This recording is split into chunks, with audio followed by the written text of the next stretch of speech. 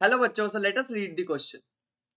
A steam engine delivers this amount of work per minute. तो इस पर ना हमें वर्क नहीं गिवन है, थोड़ी अजीब सी चीज यार लिख लेते हैं.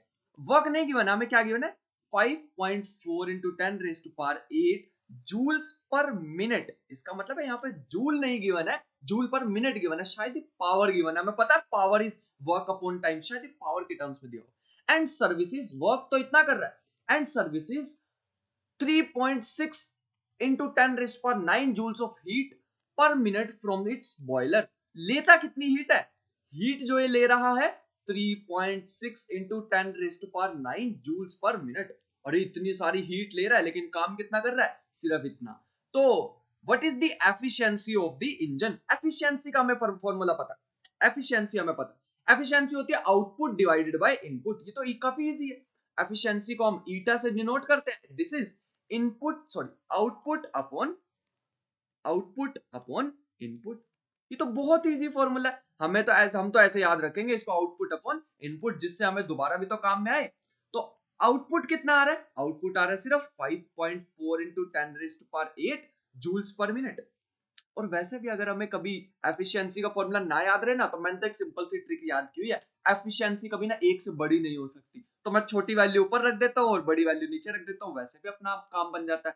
लेकिन हम लॉजिकली चलें तो लॉजिकली तो हमें बिल्कुल समझ आता ही है कितना आउटपुट दिया और इनपुट कितना मिला. तो अगर मैं इसको डिवाइड करके देखूं, this comes out to be, ये हमारे पास जूल्स पर मिनट से जूल्स पर मिनट कैंसिल हो जाएगा. दिस इज 54/36 और यहाँ पे एक 1/10 भी बचने वाला है. और मेरे ख्याल से ये हमारे पास आ जाएगा अप्रोक्सीमेटली, अगर हम इसे करके देखें तो 0.36 0.15. छोटी सी कैलकुलेशन है, ये हम करके देख सकते हैं इसे. अगर हम 36 और 54 को डिवाइड करें तो दिस इज 0.15. तो ये हमारे पास एफिशिएंसी आ गई है 0.15. क्या यहीं तक क्वेश्चन पूछा हुआ था? एक बार और रीड कर लेते हैं, शायद क्वेश्चन में कोई और भी बात इन्होंने पूछ ली हो.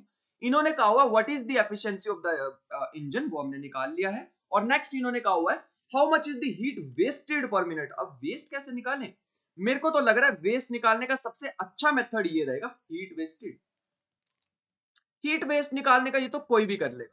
ये हमारे पास क्या होगा, जितनी हीट दी कितनी थी? हमने दी थी 3.6 into 10 raised to power 9.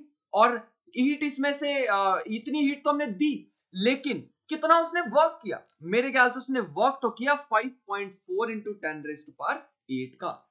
एक काम करते हैं, इसमें से ना 10 raised to power 8 कॉमन ले लेते हैं. 10 raised to power 8 कॉमन लूंगा तो ये बच जाएगा 36. अरे एक 10 की पावर वहां भी तो आ जाएगी.